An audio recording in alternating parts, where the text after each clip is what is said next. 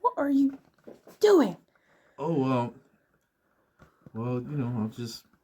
You're touching my work. No, you're touching my work. Well, I was just admiring your work. No, you're touching Even though I sort of paid for everything. Well, we don't need to know about that one. No. Anywho, you right. Anywho, you know who it is. It's Zeus Cruz of Olympian Multimedia, giving you another segment of Get Things Done. You like the dramatic effect? No? I figured you didn't. Anyhow, if you take a gander right here what we have today, I think you kind of can get what we're going to be talking about. And we're going to be talking about miniatures, miniature sets, and some essential things that you should keep in mind when you're building your sets for your photography or videography projects. So, what are some of these things, Zeus, that you are talking about? Well, let's take a look at what you had right at the beginning of the video. This is a set that we did, or it's at least a portion of a set that we did for a client. As you can see, we made like a makeshift town. We got some exotic cars in there.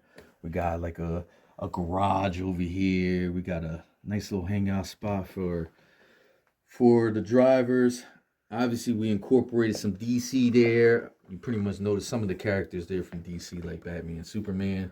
And of course, we added some nice coloring on there, some foliage, trees, flowers, so forth and so on. Just try to replicate a city as best as we could. The thing about it is, when you think about miniatures, it's about creating an illusion, right?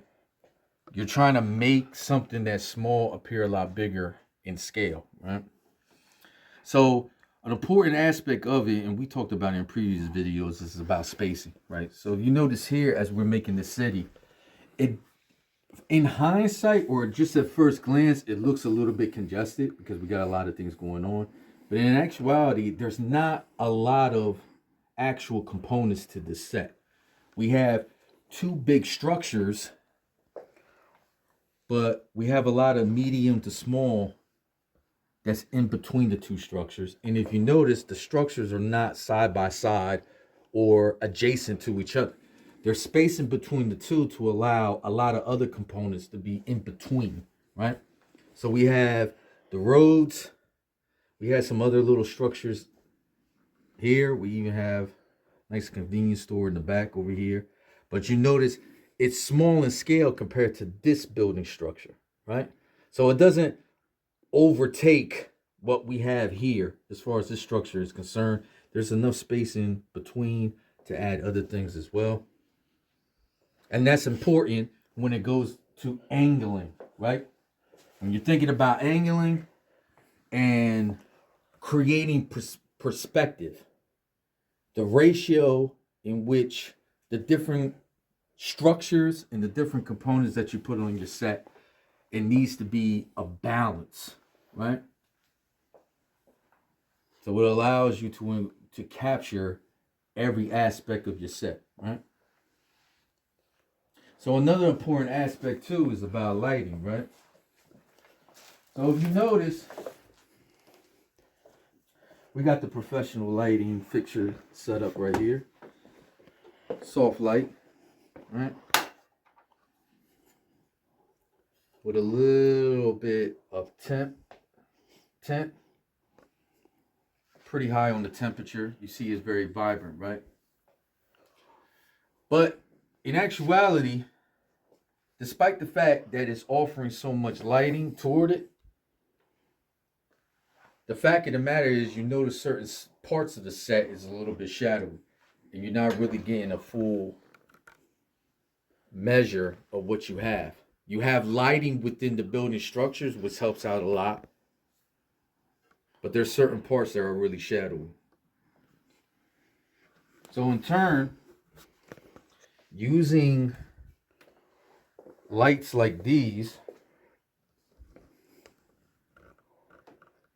you see how instantly now we can capture a lot more within certain sections. Right? And then whatever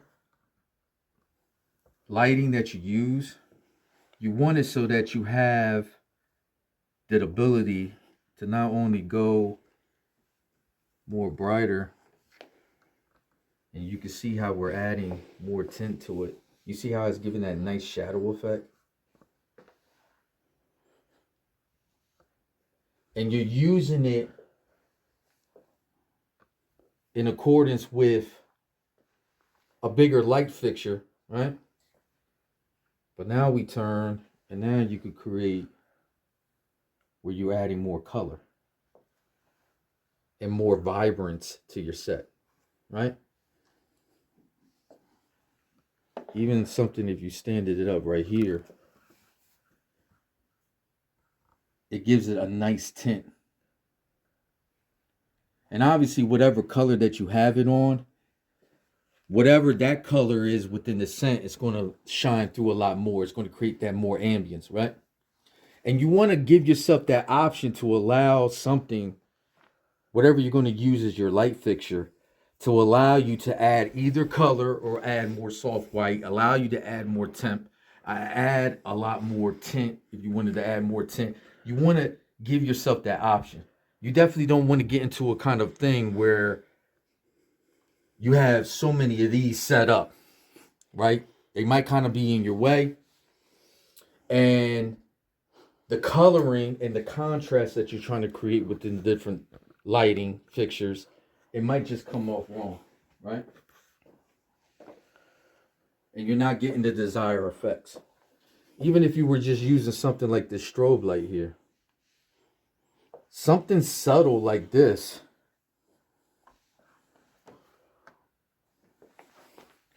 can bring so much evidence and ambience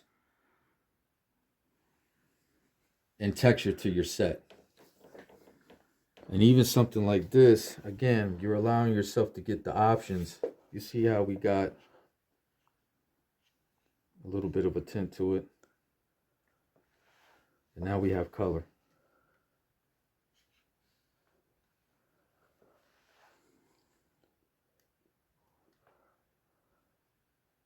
And then you can see how we can change the colors. And then we can actually add some lighting effects as well. Right? So let's say we were just going to add something like this. And again, I'm just using it as an example, guys, to show you.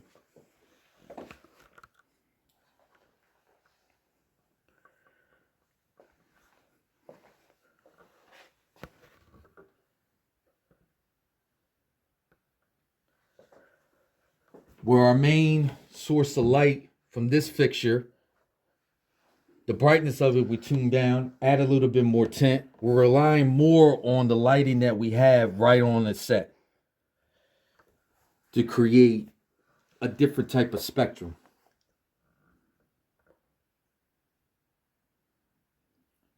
Again, we're doing this on the fly, but we're just trying to illustrate a point of how effective lighting can be to really bring out different things when it comes to your miniature set, depending on what you're trying to, what your goal is as far as like how you want it depicted in your video or your photo, right? So just keep in mind how effective you can use lighting and use it as a tool to create textures towards your set. Now, some other things you might want to keep in mind too. If you notice right here, right up on the wall, we have a backdrop here, and we have some portals.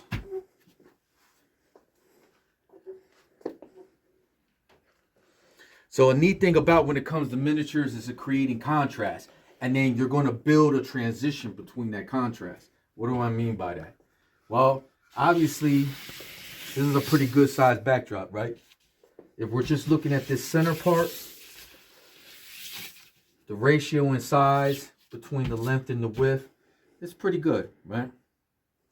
But then we have a physical model here, which is not exactly like it, but it's still the same. It's a portal, right?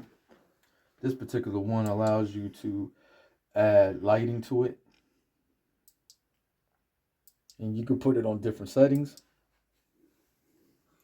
The thing about contrast and then building that transition, you can actually utilize something like this, and the way you're formatting with the configurations and parameters that you set onto your camera or whatever device that you're using, you can instantly create that contrast of starting off with a larger object, and then that transition will come into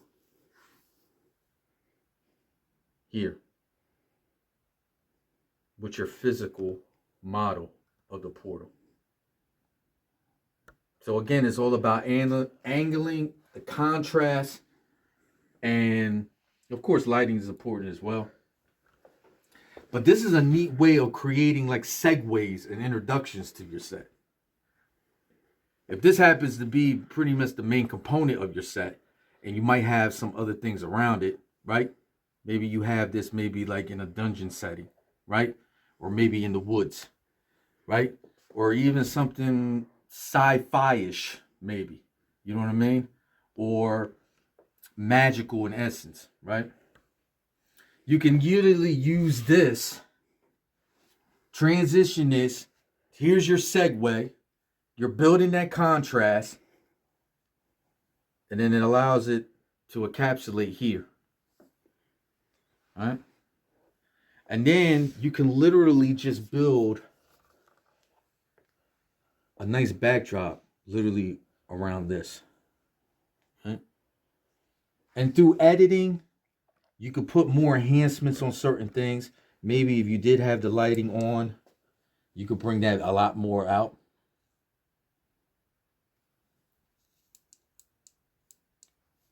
But the fact is, you can use something in this kind of setting and still incorporate that into your miniature set and still get the whole essence, as it were, of creating that ratio between something large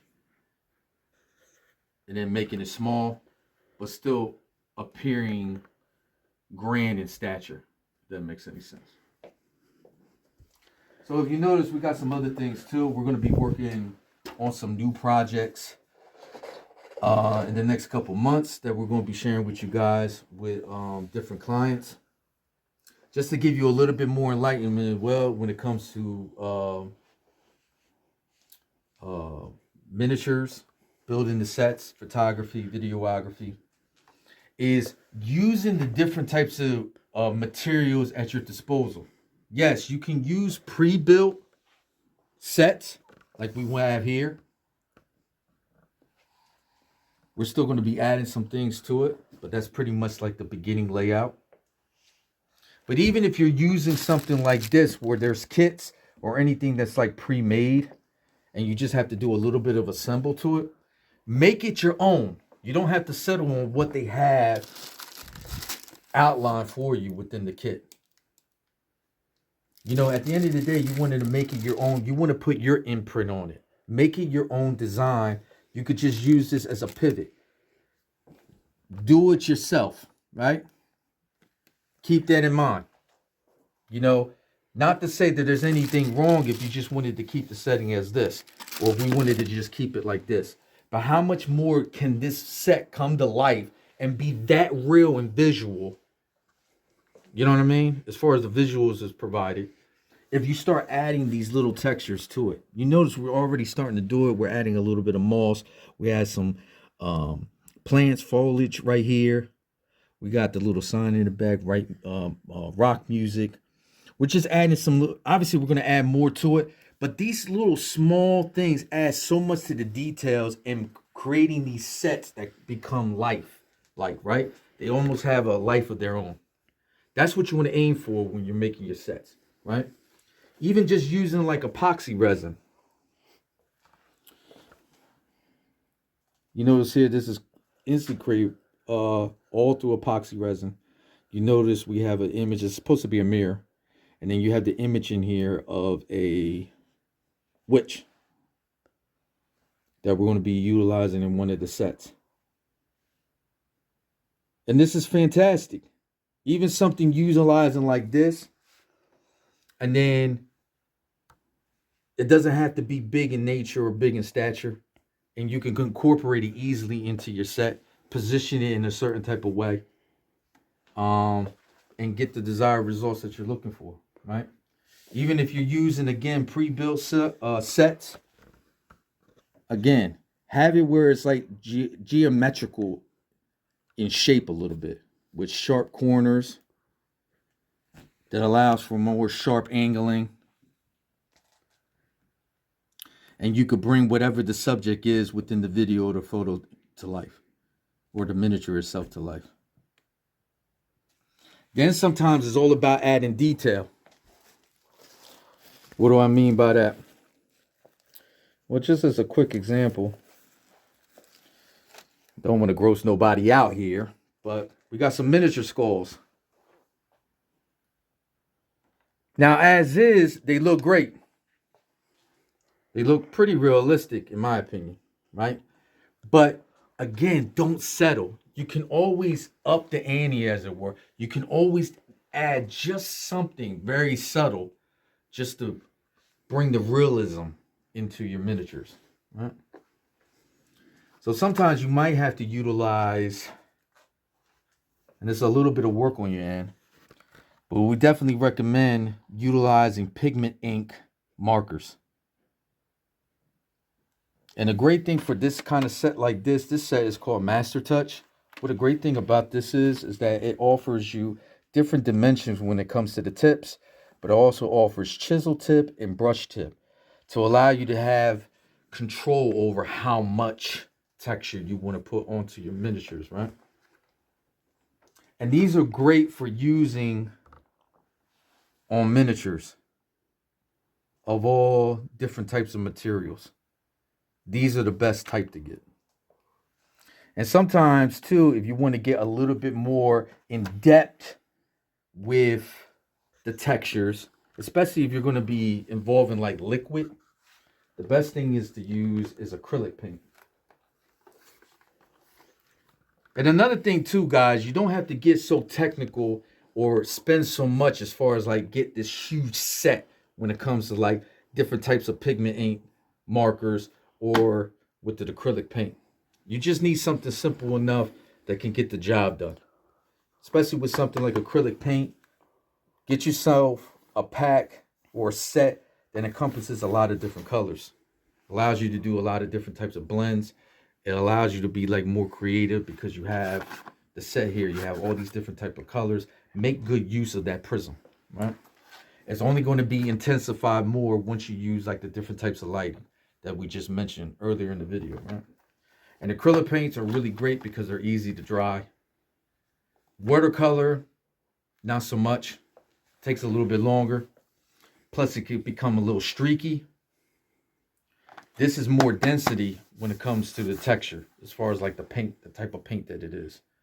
So if you want it to be like more lifelike, as we're pretty much the theme of this is, and what we're trying to like really get for you guys out there, is to make your sets as lifelike as possible. This is the route to go.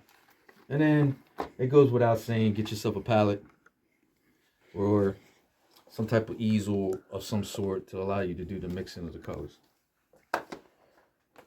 Also, too, a big component that people use is what? Fog, right? Some type of smoke to create some kind of like mysterious ambience within the set, right?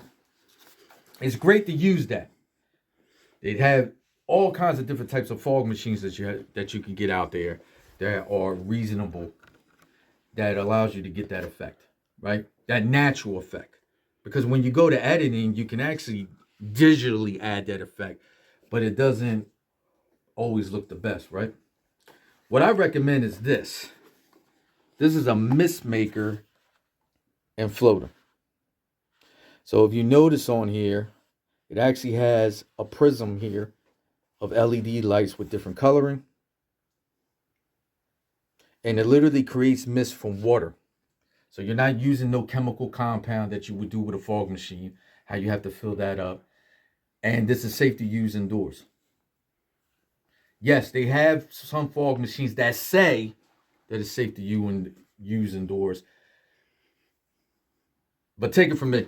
I've been in situations in other studios where they were utilizing it and it started getting tough to breathe. Hard time breathing.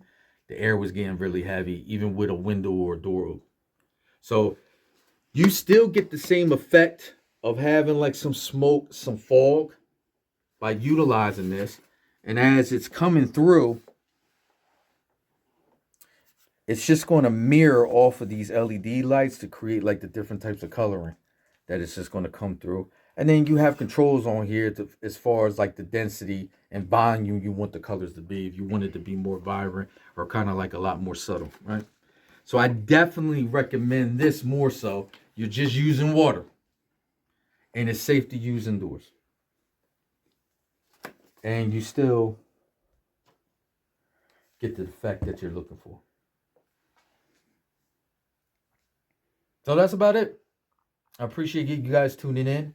I just wanted you guys to get a little bit of insight if you're looking to do your own miniature projects.